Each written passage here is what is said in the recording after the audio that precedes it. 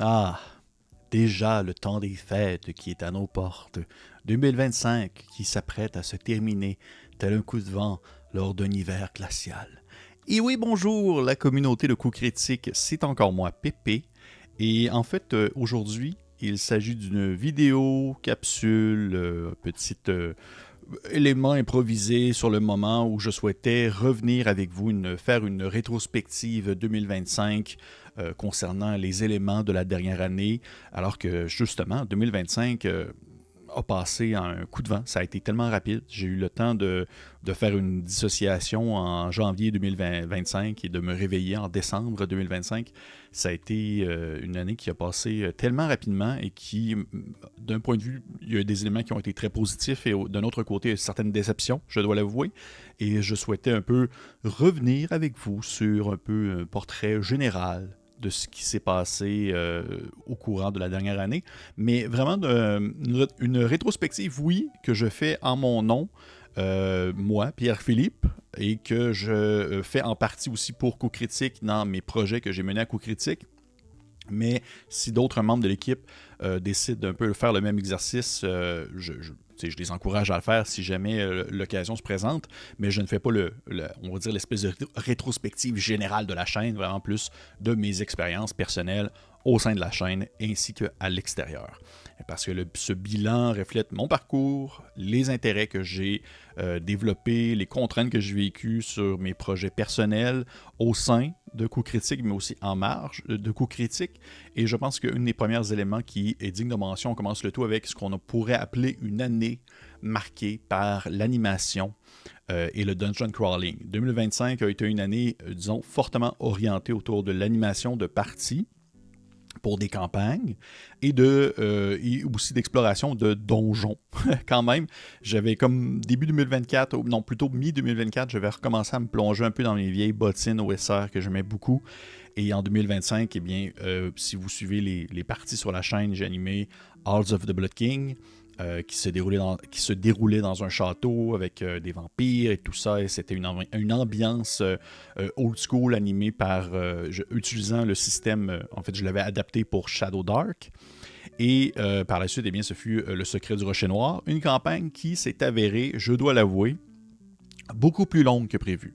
Vraiment beaucoup plus longue que prévu. Je ne pensais pas que ça allait perdurer aussi longtemps, non pas parce qu'elle n'est pas plaisante, loin de là, mais parce que je m'étais un peu promis par le passé, après la première saison de Bélien, que je ne ferais plus de très longues campagnes parce que j'ai quand même des envies assez qui changent avec le temps. Des fois, j'ai le goût d'essayer des nouvelles choses, d'essayer des nouveaux contextes de jeu et tout ça. Et je trouvais que justement, Halls avait une très bonne durée. Secret du Rocher Noir, je pense que c'est en partie parce que ça demeure que c'est du X-Crawl, donc les personnages peuvent aller un peu où ils veulent, faire ce qu'ils veulent, explorer des zones avant de finalement justement découvrir ce fameux rocher noir. Au moment où vous écoutez cette capsule, si vous l'écoutez au moment de sa sortie, les joueurs et joueuses, les personnages ne sont pas encore au rocher noir, mais par contre, nous, de notre côté, on a la chance, je me suis pris d'avance pendant Halls of the Blood King, alors que Halls of the Blood King était publié, eh bien, on avait commencé déjà les enregistrements du Secret du Rocher Noir. Donc, il y a vraiment quand même plusieurs épisodes d'avance, ce qui me permet quand même de relaxer, de prendre le temps, de ne pas être toujours à la presse, de vouloir monter un épisode pour la semaine suivante. Et ainsi, ça demeure que le rythme est quand même assez rond, ça va bien. J'ai pas de moment où je me sens vraiment comme pris sous une ampleur on va dire de préparation et tout ça. Non, tout est pas mal préparé. C'était aussi ça un peu l'objectif de faire une partie avec un module préfet que je pouvais au besoin modifier un peu. Ça ressemble un peu à ça, mais justement parce que c'était les deux grosses parties que j'ai animées durant l'année, j'ai eu moins l'occasion d'animer d'autres styles de jeu sur la chaîne. J'ai eu moins l'occasion d'animer d'autres one-shots. Et ça, ben, j'ai trouvé ça quand même assez dommage. Je dois l'avouer, il y avait des choses que j'avais hâte d'essayer, des choses que j'ai hâte d'essayer sur la chaîne, mais c'est toujours une question de temps, alors que ça demeure qu'on tente d'avoir une certaine emphase sur la fameuse campagne longue du mercredi, parce que c'est souvent ça que la communauté préfère ça que des courts one-shot ou des très courtes aventures de 2-3 épisodes. Donc, on tente quand même d'orienter un peu nos envies, mais avec aussi également les envies de la communauté, de ceux qui nous suivent et qui nous encouragent. Oui, ça ressemble un peu à ça, mais de manière plus large, 2025 a justement été une année qui était très axée sur le dungeon crawling, parce que c'est en partie ça, le secret du rocher noir. Halls of the Blood King, c'est en partie ça aussi, mais j'ai fait beaucoup de vidéos sur l'exploration de donjons, les réflexions sur la conception de donjons, la production, des vidéos sur la théorie, sur les théories entourant les manières de faire les donjons. J'avais déjà fait ça par le passé, mais on dirait vraiment que 2025 a été très, très... j'avais vraiment les deux pieds là-dedans, ce qui m'a peut-être, d'un côté... vraiment, disons, fait grimper cette passion pour cet exercice précis qui est la conception de donjons. Mais aussi, d'un autre côté, ça m'a empêché de développer on dirait mon amour et de continuer à faire pousser et germer mon amour pour tout ce qui touche plus l'horreur, les aventures plus ambiance moderne aujourd'hui, à la horreur liminale ou encore même à la Delta Green, des choses comme ça. Mais ça reste que j'adore les donjons. J'espère pouvoir continuer à produire en ce sens en 2026, mais j'espère aussi, en fait, justement en 2026, varier les plaisirs avec d'autres styles de jeu et d'autres styles d'aventure à partager sur la chaîne. Et ça fait un peu un lien avec le prochain grand point de cette vidéo, c'est-à-dire les moments marquants, mes coups de cœur rôlistes. Pas mes coups de cœur de mes jeux de rôle préférés, mais plus mes coups de cœur dans mes participations, dans mes implications, dans ce que j'ai pu faire au courant de la dernière année, qui m'ont vraiment marqué. Parce que je pense que vraiment, en haut du podium, la chose que j'ai trouvée la plus stimulante, la chose que j'ai adoré faire, c'était l'animation d'une conférence sur la création de donjons dans le cadre du festival Draconis. Je trouvais que c'était une expérience incroyable. J'ai adoré ça. Ça représente, sans conteste, un de mes plus grands highlights rôlistes de l'année, de pouvoir un peu vivre on va dire, cette espèce de ce petit rêve d'enfant d'être un jour un enseignant, rêve que j'ai quand même tassé depuis un certain temps, et de pouvoir interagir directement avec des gens, pas dans une vidéo, de vraiment être devant des personnes, de leur expliquer quelque chose, de le faire de façon quand même assez, je crois, naturelle, mais de se tromper, de faire des erreurs, d'avoir certaines reformulations, parce que c'est en direct, c'est en live, c'est devant des gens, de répondre à des questions en direct, d'échanger, d'avoir des interactions, de prendre des commentaires. Je trouvais que c'était vraiment une super expérience. Encore une fois, je remercie le Festival Draconis de permettre ce type d'initiative-là, et j'espère, en fait, c'est sûr et certain que je vais retenter le tout en 2026 d'une formule ou d'une autre. Je ne pourrais pas encore le dire comment, mais c'est quelque chose que je veux continuer à explorer dans le futur, si bien sûr la demande est là. Ça reste que l'exploration de donjons et la conception de donjons, c'est pas le sujet le plus bling-bling sur Terre, de manière générale, je crois, surtout avec les tangentes actuelles en termes de jeux de rôle, mais c'est quelque chose que j'aime beaucoup, et j'espère que c'est quelque chose qui peut aussi vous intéresser. Sinon, dans mes autres coups de cœur au courant de la dernière année, bien, comme je l'ai mentionné, j'ai surtout animé des deux grosses campagnes, des mini-campagnes sur la chaîne, mais j'ai quand même organisé, j'ai voulu vraiment, je me suis pris d'avance, j'ai organisé, j'ai pris contact avec Francis de Lancer Compte, et j'ai voulu animer une partie avec eux, faire une collaboration, et j'ai eu la chance d'animer une partie en studio avec eux qui se nommaient Bonnie Maggie, avec la gang de Lancer Compte, et Félix, bien entendu, de la chaîne de Coup Critique. Et c'était quelque chose que je voulais faire depuis longtemps. Une partie en studio, j'ai pas eu l'occasion d'en faire souvent. J'en ai fait un peu avec Etu Game. Mais là, vraiment, quelque chose qui durait toute une journée. On a enregistré les 3 épisodes, on a échangé, discuté. On a pu vraiment prendre le temps de vivre l'aventure et tout ça. Je trouvais que c'était vraiment, vraiment plaisant. Une super belle expérience. L'aventure était vraiment le fun. Je voulais comme un peu venir toucher certaines histoires, liées avec la culture québécoise numérique des dernières années. Et je pense que ça l'a fait mouche. Je pense que ça l'a, ça a atteint son public, j'ai l'impression. Puis pour moi, ça a été une super belle expérience. Ça a été un peu mon occasion de venir plonger dans l'horreur au courant de 2025, parmi les quelques petites parties que j'ai faites ici et là. Et je dirais que mon dernier gros coup de cœur, c'est vraiment très récent. En fait, c'est vraiment vers la fin 2025, cet automne. C'est le lancement, en fait, du cercle de lecture rôliste. Chaque livre joue son rôle. Une première activité qui est véritablement interactive avec les membres Patreon de Coup Critique, que j'ai vraiment trouvé plaisante à animer une première fois déjà en ligne. Ça se fait en ligne. Si vous ne savez pas un peu de quoi je parle, eh bien, on en a fait mention à quelques endroits sur la chaîne, surtout sur Facebook. Il y a une publication, je pense aussi sur YouTube, mais c'est surtout sur Patreon que ça se passe. En fait, c'est que je rêvais depuis un certain temps de faire un club de lecture rôliste parce que j'aime beaucoup jouer à des jeux de rôle, oui, mais j'aime beaucoup aussi lire des jeux de rôle. Je trouve ça pertinent. Lire des jeux de rôle en termes de game design, en termes de mise en page, en termes d'outils et d'astuces pour pouvoir présenter une aventure, raconter une aventure, parce qu'on s'entend que l'explication d'un module avec son histoire et tout ce que ça implique, ça se fait de façon différente qu'un livre de fiction, par exemple. Ça ne se présente pas du tout de la même manière. Et donc, j'aime beaucoup lire ça. J'aime beaucoup lire que ce soit justement des jeux complets ou des aventures. Et je voulais un peu voir s'il y avait un intérêt en soi pour une forme de cercle de lecture dans lequel on pouvait partager notre passion pour justement ces ouvrages et voir un peu ce qu'on peut en retirer. Et j'avais déjà par le passé tenté l'expérience en ligne via différentes plateformes pour uniquement juste échanger à l'écrit. Et ça avait fonctionné un temps, mais c'était tombé un peu à l'oubliette pour des raisons que je pense que les gens... Bonne question en fait. Bonne question pourquoi ça n'a pas tant fonctionné.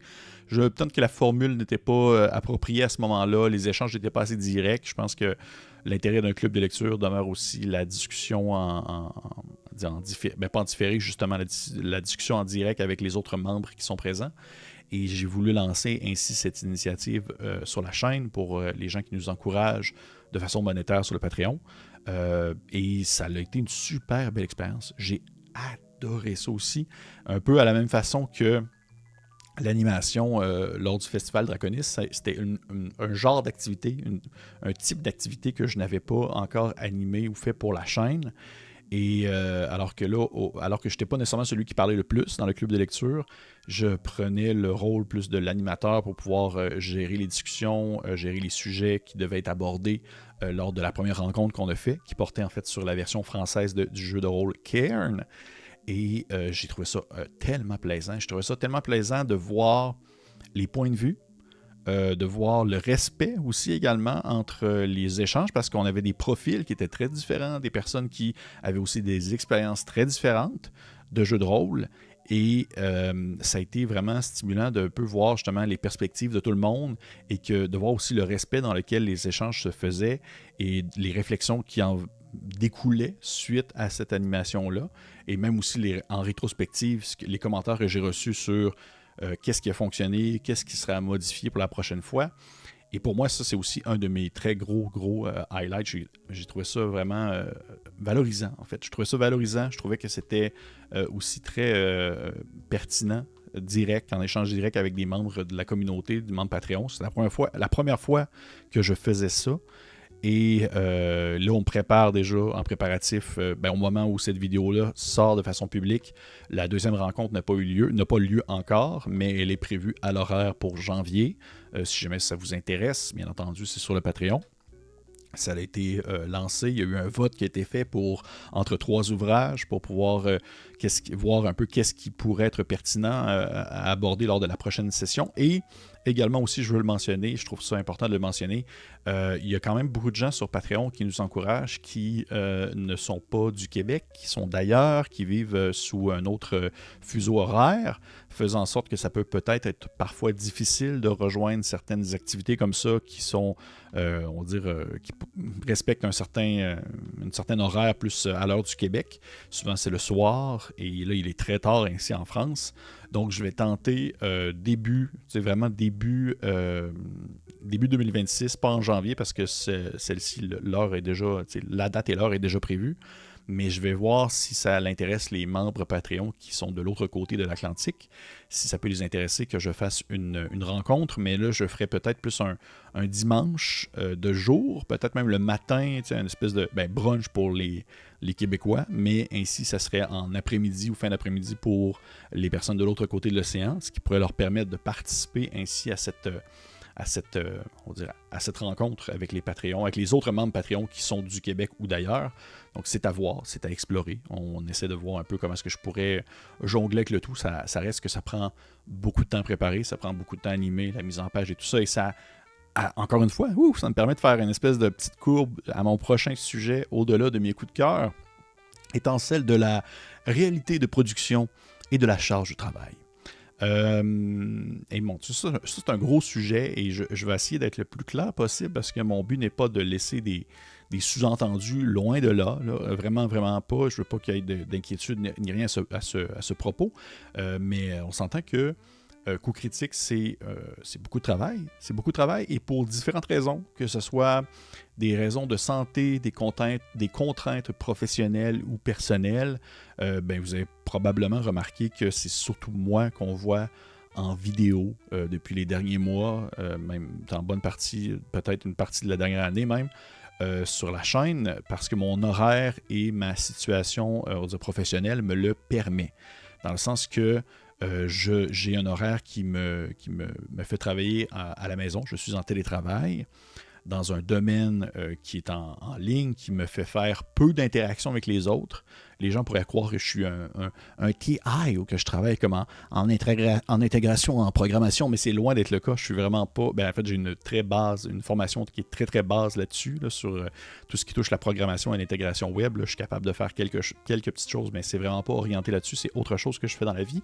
Je travaille en fait en... Tu sais, les gens... c'est vrai, on dirait que j'en ai jamais parlé, mais je travaille en référencement. Tu sais, toute la compréhension du SEO, là, comment trouver sur les réseaux sociaux et tout ça, c'est quoi les habitudes sur les réseaux sociaux, sur le partage d'informations et tout ça, je travaille dans ce milieu-là. Et en travaillant de cette formule-là, dans ce milieu-là, en télétravail et tout ça, ça me permet justement de quand même prendre une certaine partie de la charge actuelle pour la production de vidéos, comme celle que vous voyez en ce moment, où souvent je vais enregistrer parfois durant l'heure du midi à ma pause. Des fois, lorsque je fais des entrevues, c'est souvent pendant l'heure du midi aussi à ma pause, alors que je tente de trouver le juste milieu à respecter et à me respecter aussi dans l'enregistrement de vidéos. Mais c'est quand même important de mentionner que malgré tout, malgré le fait que c'est moi qu'on voit présentement et que je suis là en bonne partie, il y a quand même une gestion à l'arrière-scène qui ne repose pas uniquement sur mes épaules, parce que Co-Critique, c'est quand même, ça reste un projet de groupe. Il y a de l'administration, il y a des finances, il y a des licences à aller voir, ce qu'on possède, ce qu'on ne possède pas, ce qu'on peut renouveler, ce qu'on ne peut pas renouveler, les différents déboursements qu'on doit faire pour différents services. Bref, il y a quand même une machine derrière qui fonctionne et qui, malgré justement l'horaire de certains membres de l'équipe, ça fonctionne malgré tout, mais concrètement, en compte tenu des circonstances, je me suis retrouvé en grande partie à faire les publications que vous voyez comme sur Facebook et autres, les vidéos, le montage aussi également. Donc, 2025 a été une année, je dirais, extrêmement occupée, parfois trop, justement, au regard de l'ensemble des projets que j'avais initialement sur ma planche, parce que je n'ai pas pu mener à terme tout ce que je voulais. Et il y a vraiment des choses qui sont assez pertinentes. Mais juste pour faire peut-être une parenthèse là-dessus, parce qu'il y a un contexte assez particulier présentement sur les réseaux sociaux de manière générale, et ça reste que, justement, je baigne là-dedans au quotidien, vu mon travail, et je tente comme je peux aussi de transférer ces acquis-là dans le contexte de Coup Critique. Ça reste que Coup Critique, on a des... c'est un projet de cœur, c'est un projet de passion. Il n'y a personne dans l'équipe qui gagne sa vie avec ça. Moi-même, je ne gagne pas ma vie avec ça, malgré justement les vidéos que je produis, tout ça, malgré les opportunités que j'ai pu avoir, et je vais y revenir tout à l'heure. Ça reste que c'est un projet de cœur qui nous permet quand même, justement, de continuer le projet. Dans le sens que le projet se suffit à lui-même. Il ne nous coûte rien en soi, directement, puisque tout ce que le projet peut nous ramener sert à le faire continuer. Que ce soit justement les licences et tout ça. Mais ça reste que malgré tout, il y a de façon générale, actuellement, sur les réseaux sociaux, sur YouTube aussi également, ce qu'on appelle, on pourrait appeler ça le YouTube Game, là, on va dire ça comme ça, c'est devenu particulièrement exigeant Et il y a plusieurs facteurs qui restent en jeu parce que la façon dont le contenu est consommé sur les réseaux sociaux, la diversité des formats exigés, les habitudes de changement, les habitudes changeantes en fait sur les plateformes, les règles, les algorithmes et la difficulté aussi de rejoindre des communautés fragmentées, notamment dans un contexte québécois qui est quand même très niché. C'est un travail immense. C'est gigantesque, mais c'est aussi stimulant et intéressant d'un certain sens. D'autant plus, justement, que dans mon quotidien, c'est un peu le rôle que je fais. Il y a donc un intérêt naturel, je trouve, à analyser ces dynamiques-là, à rester à jour et à remettre en question la pertinence des différentes formules qu'on fait. C'est un exercice sain, malgré la fatigue que ça peut engendrer. Et justement, ça reste que Coup Critique prend une bonne partie de mon quotidien. Et je le fais avec amour, je le fais avec passion, je le fais parce que ça me permet d'être en contact avec des gens comme vous. Mais d'un autre côté, justement, c'est beaucoup de travail. Et des fois, ça arrive. C'est normal aussi. C'est normal, je parle vraiment en rétrospective pour 2025, c'est normal parfois de se poser des questions, de réfléchir à l'avenir, de réfléchir à comment le projet continue à pousser de l'avant malgré justement ces différentes difficultés qu'on aperçoit sur les réseaux sociaux, sur ce qu'on appelle justement le YouTube game, c'est l'espèce de fonctionnement, les habitudes à prendre. Et je pense que c'est aussi un peu généralisé. Je ne nommerai pas de nom, c'est pas ça l'objectif, là, mais je sais que d'autres personnes dans mon entourage qui œuvrent aussi de passion et de cœur dans l'envie de partager justement leur amour du jeu de rôle, vivent certaines difficultés, trouvent ça pas toujours facile de réussir à tirer son épingle du jeu, trouvent ça difficile à, venir titiller l'intérêt d'une communauté, alors que d'autres sujets beaucoup plus généraux et moins nichés que le jeu de rôle ont une plus grande facilité d'accès auprès d'un public plus large. Et je le vis au quotidien. Les gens autour de moi que je connais le vivent aussi. Et malgré le fait que le tout se fait par passion, il y a quand même un intérêt, il y a une pertinence, il y a une certaine satisfaction, une gratification de voir quelque chose fonctionner. Je sais que dans la vie, on se fait beaucoup élever en se faisant dire des choses comme compare-toi pas aux autres et apprends à être satisfait toi-même. Faut que tu aimes ce que tu fais avant que les autres aiment ce que tu fais et tout ça. Et je partage à 100% ces différentes visions, sauf qu'il y a quand même un aspect, disons, un souci de performance qui peut être apprécié et qui peut être satisfaisant et qui nous permet en fait d'être une sorte de moteur à continuer. Un des éléments du moteur qui fait en sorte qu'on a le goût de continuer à faire avancer cette machine qui est Coup Critique. Et donc oui, ça fait partie un peu des éléments sur lesquels j'ai eu des réflexions au courant des derniers mois. Pas de façon, on va dire, profonde sur mes propres acquis, ma propre participation à la chaîne. Je dirais pas ça de même. Plus d'un point de vue de façon générale, alors que je constate justement autour de moi des gens qui ont un peu plus de difficulté à justement à aller tirer sur les bonnes manivelles pour faire fonctionner le tout de la bonne façon, parce qu'on s'entend. Puis je veux dire, si vous écoutez cette vidéo et que vous animez une chaîne, eh bien vous le savez. Vous le savez vous le savez assurément, là, c'est de la job. Le montage, la publication, le partage sur les réseaux sociaux, les interactions, des fois recevoir des commentaires désobligeants, recevoir des commentaires, des insultes en ligne, des choses comme ça. C'est un milieu qui est souvent parfois toxique, les réseaux sociaux. YouTube, des fois, des commentaires de gens anonymes qui viennent cracher leur hargne sur quelque chose qu'on fait justement de façon volontaire. Ça peut faire remettre en perspective certaines choses. Et je sais que c'est arrivé à des gens autour de moi, très proches. Je sais que c'est arrivé aussi à des gens qui sont sur d'autres chaînes. Et je suis sûr que si justement vous êtes dans le milieu, vous le savez que ça vous est arrivé peut-être, probablement, j'en suis convaincu. Mais malgré toutes ces difficultés, malgré tout le fait de justement devoir porter sur mes épaules beaucoup de facettes de Coup Critique au courant des derniers mois et que ça m'a empêché de mettre l'emphase sur certains d'autres projets. Coup Critique, là ça me permet encore une fois je jongle entre les sujets de façon naturelle. C'est comme si c'était genre ma 465e vidéo sur la chaîne. Ça me permet, en fait, Coup Critique, ça reste que c'est comme un moteur à projet et à rencontre. Coup Critique demeure un projet de passion. J'adore produire du contenu, partager mon amour du jeu, rencontrer des gens qui sont tout aussi passionnés, même si parfois la portée peut être limitée en raison des différents sujets.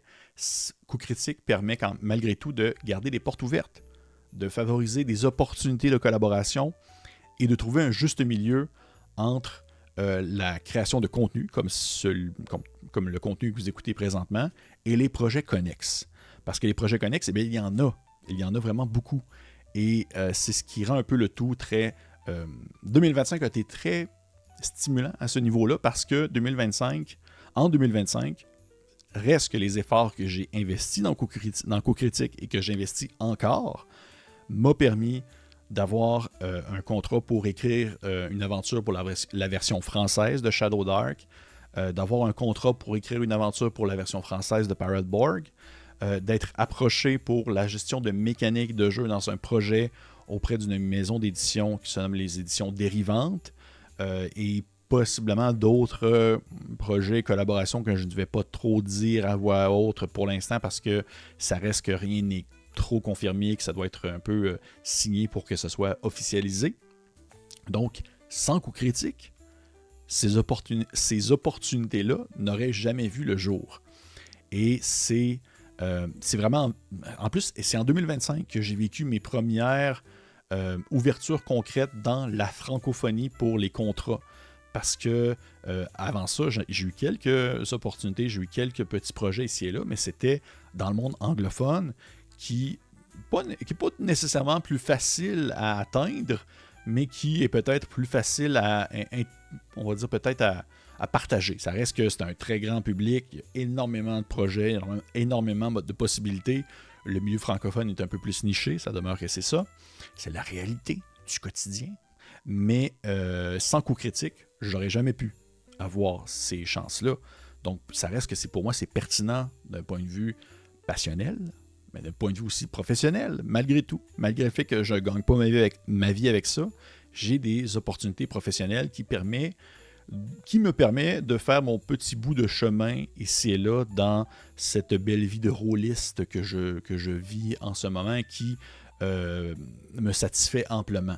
Et pour tout ça, j'en suis énormément reconnaissant parce que Coup Critique qui m'a permis d'avoir ces différentes opportunités-là, eh bien, a fonctionné grâce à la communauté qui est derrière, parce que ce qu'on fait, ce qu'on produit, résonne avec certaines personnes, réussit à atteindre certaines personnes, et pour ça, bien, je suis tellement content, en fait. Je suis vraiment heureux, je suis vraiment reconnaissant de tout ce que vous pouvez nous apporter au quotidien, de tout ce que vous pouvez me dire, m'écrire, les messages que je peux recevoir. Tu sais, tantôt, je faisais mention des aspects un peu plus sombres des réseaux sociaux, l'espèce de côté plus obscur des réseaux sociaux, mais ça demeure qu'il y a un côté de ça aussi qui est excessivement beau.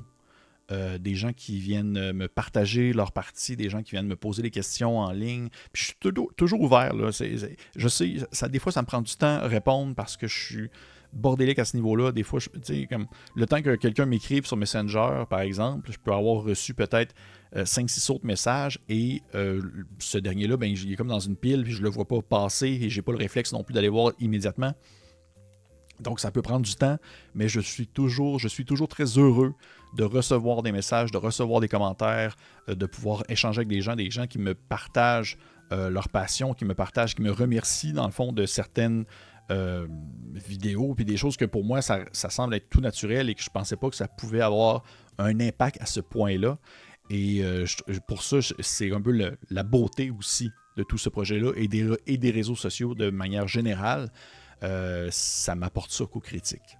Ça m'apporte une satisfaction personnelle et professionnelle maintenant en 2025 et je l'espère pour les prochaines années. Là, voyez-vous, là, j'essaie de peut-être de faire baisser, je ne sais pas s'il y a des inquiétudes dans ce sens, mais je le dis, pour les prochaines années. Donc, 2026 et au-delà. J'espère pouvoir continuer dans Coup Critique et aussi dans mes autres projets qui sont connexes à Coup Critique, mais qui ne sont pas directement produits par Coup Critique. On va dire ça comme ça.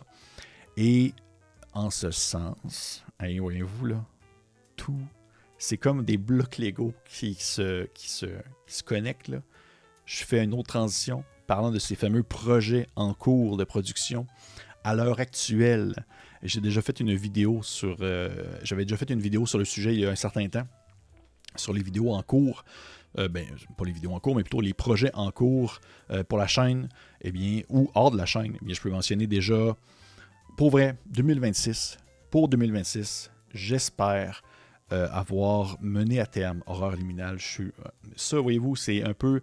Ça fait partie des contre-coups, alors que 2025 a tellement été une année chargée pour moi dans l'animation et dans la gestion de nombreux projets sur la chaîne, a fait en sorte que Horreur Liminale a pris du retard beaucoup plus que je le voulais, pour plein de raisons différentes. Puis d'ailleurs, si ça vous intéresse, j'ai écrit un billet de blog à ce sujet, parce que oui, j'ai un blog, j'ai comme un Substack qui est une espèce de plateforme en ligne sur laquelle on peut partager les avancées de différents projets, et c'est ce que je fais pour les projets en lien avec Horreur Liminale et autres projets rôlistes, mais surtout Horreur Liminale, mais en toute sincérité, je publie tellement de manière erratique et peu fonctionnelle sur ce blog-là que je ne sais pas si c'est pertinent encore, mais j'avais expliqué dans ce billet-là que les circonstances justement actuelles dans Co-Critique faisaient en sorte que j'ai eu beaucoup de retard avec Horreur Liminale, mais aussi également le fait que la mise en page de l'ouvrage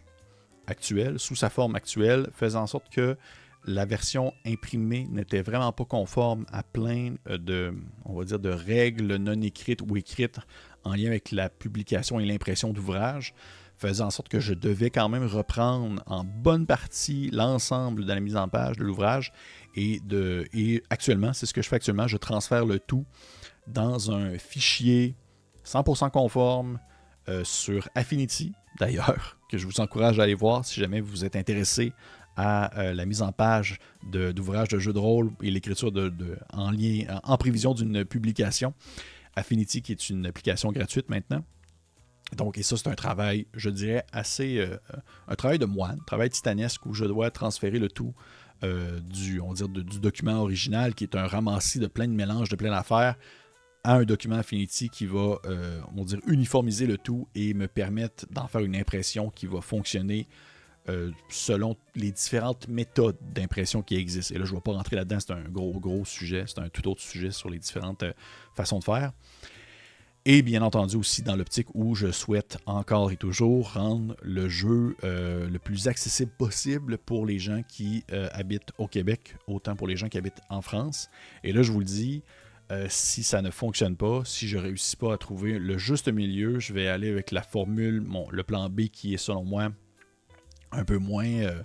qui n'est pas mon plan préféré, mais qui demeure un peu cette espèce de porte de sortie qui va quand même me permettre de mener le projet à terme, c'est-à-dire l'impression à la demande, par exemple sur un service comme Lulu, et je le sais que maintenant, certaines personnes m'ont fait mention que ça restait que la production peut être de très bonne qualité malgré tout, mais quand même, début janvier, j'ai une rencontre avec quelqu'un pour peut-être, on reste à voir, je ne peux encore jeter les gants à ce niveau-là, j'ai des rencontres avec d'autres personnes dans le milieu pour voir ce qu'on peut faire avec le jeu dans son contexte actuel.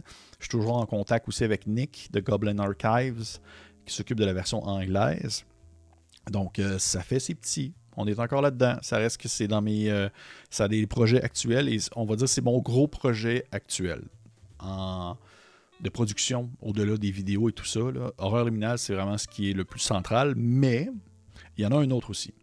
Il y en a un autre aussi que j'ai mentionné brièvement dans la vidéo précédente qui portait sur les projets de jeux de rôle en cours, c'est Sodad.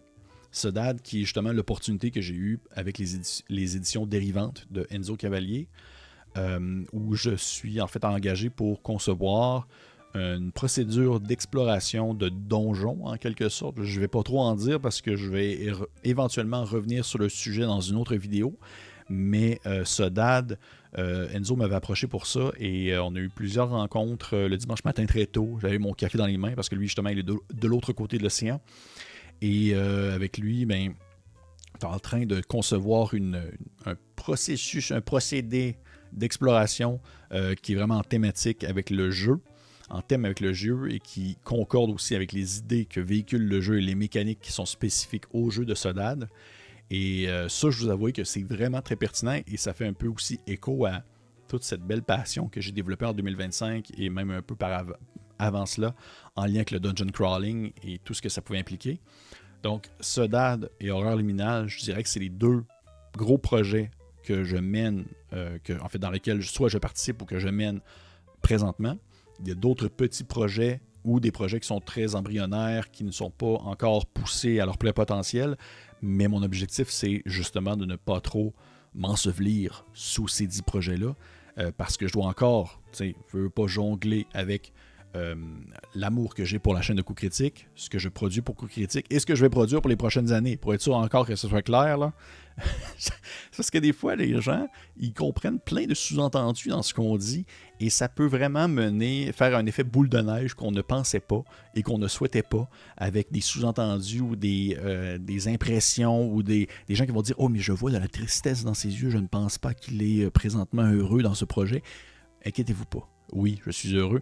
J'ai constamment, en fait, je me suis déjà fait dire ça, que j'ai constamment un regard plus triste. Mais ça a toujours été ça. Je sais pas pourquoi. Je sais pas pourquoi. Et pourtant, je ne suis pas du tout triste. 2025 a été une très belle année quand même, malgré justement cette espèce de rush de projet, malgré cette espèce d'empilement de choses et de gestion à devoir prendre en main. Ça reste que ça a été une très belle année, je trouve. J'ai été en France, mais première fois de ma vie que j'allais là, la première fois de ma vie que j'allais voir les compagnons français et que j'ai pu aller chercher des ouvrages de jeux de rôle en France et les ramener et m'en faire envoyer par la poste parce qu'il y avait eu un problème. Bref, j'ai fait une vidéo aussi sur le sujet si jamais ça vous intéresse. Et tu sais, non, 2025 a été une très grosse année. J'espère que 2026 va être aussi une très grosse année. J'espère surtout qu'elle va être peut-être un peu moins... comment je pourrais dire? C'est une bonne façon de le présenter. J'espère qu'elle va être peut-être un peu moins compacte, dans le sens que j'aimerais pouvoir voir les projets avancer sur le long terme et de percevoir malgré tout un sentiment d'avancement. Alors que 2025, j'ai tellement été pressé, j'ai tellement été dans le jus. Les choses se sont bien passées, beaucoup de choses ont été menées à terme, beaucoup de choses ont été continuées, ont été complétées. Mais justement, ça a tellement été frénétique que j'ai comme pas eu le temps de vraiment me satisfaire de ces accomplissements-là. J'ai pas eu le temps de vraiment être content de ce que j'ai pu faire. Par exemple, justement, l'animation au Festival Draconis, ça m'a comme pris du temps avant de pouvoir vraiment faire une introspection sur l'expérience. Fait que c'est quelque chose, ça a été vraiment quelque chose dans ce sens. Et en fait, c'est ce que je me souhaite pour 2026 en partie. Et là, dernière transition sur les intentions et objectifs de 2026. Mes intentions pour 2026.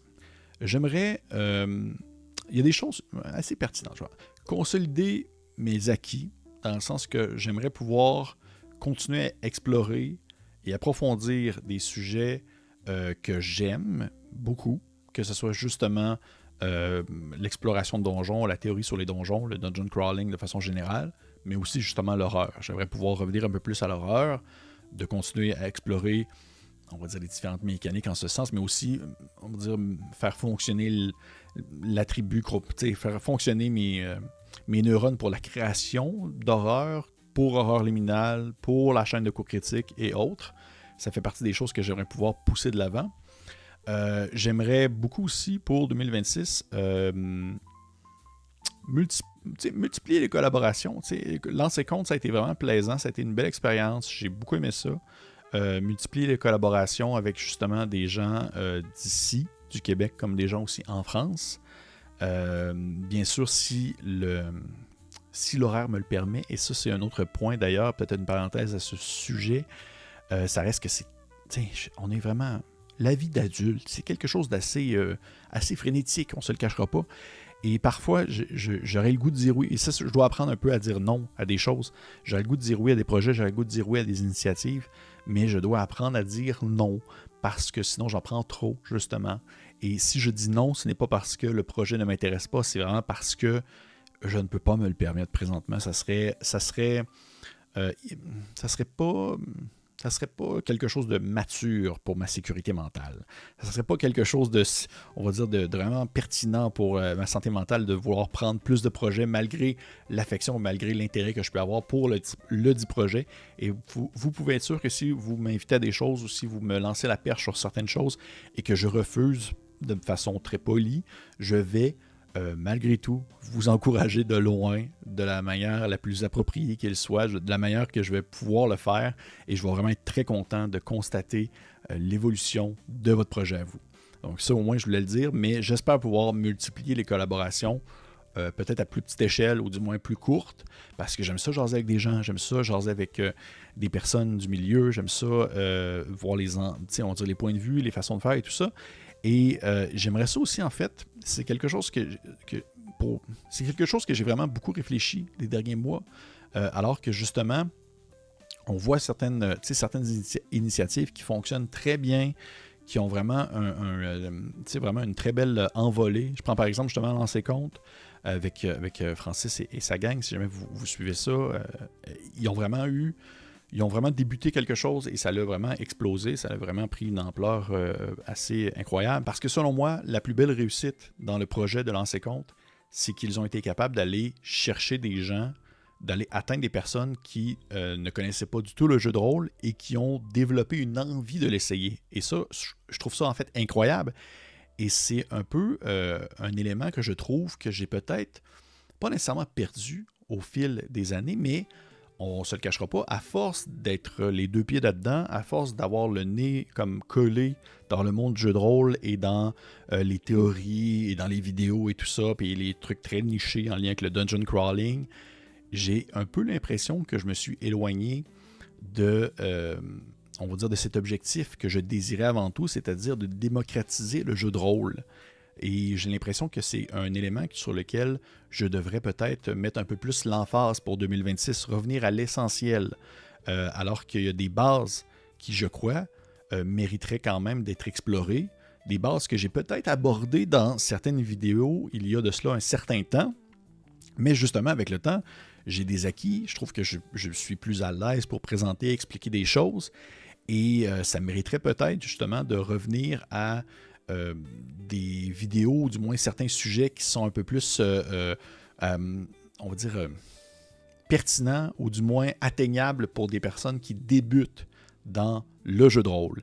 Donc oui, revenir à l'essentiel, ça fait partie des éléments qui, pour moi, ont une pertinence aussi pour 2026, malgré le fait que je vais aussi continuer à faire des vidéos sur des méthodes de donjon qui ont été développées en 1992, c'est sûr et certain. Donc, je vais tenter de trouver le juste milieu entre les deux, entre revenir à l'essentiel et continuer à creuser sur les sujets précis, consolider justement les acquis que j'ai fait au courant des derniers mois et dernières années.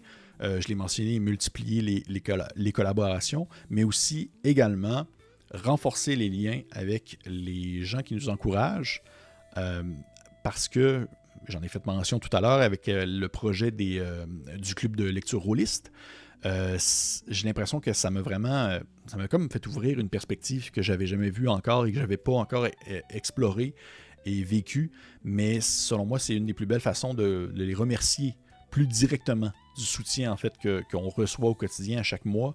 C'est vraiment via la consolidation de ces liens-là avec les membres Patreon. Et ça, c'est quelque chose aussi que je veux continuer en 2026 et en fait que je veux creuser. Et oui, c'est ce qui conclut cette rétrospective pour l'année 2025, de mes constatations, de mes réflexions, de mes projets que j'ai menés au sein de Co-Critique comme à l'extérieur. J'ai très hâte de voir ce que 2026 va nous proposer. J'ai très hâte de voir les projets que je vais animer. J'ai très hâte de voir les parties que je vais pouvoir jouer avec les autres membres de l'équipe. J'ai hâte de voir les collaborations avec des personnes d'autres chaînes, les échanges avec les membres de la communauté. Bref, je suis persuadé que ça va être une superbe belle année. J'en suis convaincu. Et j'aimerais conclure en vous souhaitant en fait un très beau temps des fêtes. Je vous souhaite le repos et la santé parce que c'est le plus important. C'est le plus important pour pouvoir continuer, c'est de faire attention à soi, de faire attention autant à sa santé physique que sa santé mentale. C'est deux éléments qui ne vont pas l'un sans l'autre et qui doivent être maintenus pour pouvoir continuer à, disons, justement faire pousser, à faire progresser et à être stimulé dans les différentes initiatives qu'on souhaite mettre de l'avant. C'est ce que je vous souhaite. Et sinon, jouez donc si vous avez l'occasion. Je ne sais pas si vous jouez pendant le temps des fêtes. Je sais que pour certaines personnes, c'est comme un temps de pause de jeu de rôle, mais pour d'autres, c'est au contraire, c'est une période de festivité rôliste qui n'en finit plus. Je vous souhaite de jouer si vous avez l'occasion. Et si jamais ce n'est pas fait, bien entendu, petit commentaire, petit pouce vers le haut, petit partage. Si vous avez des questions, bien entendu, Vous pouvez les mettre en commentaire, ça va me faire plaisir d'y répondre, que ce soit pour moi ou pour d'autres membres de l'équipe. Je suis persuadé qu'ils vont se faire un plaisir de vous répondre aussi. Et pour les autres, on se dit à la prochaine fois.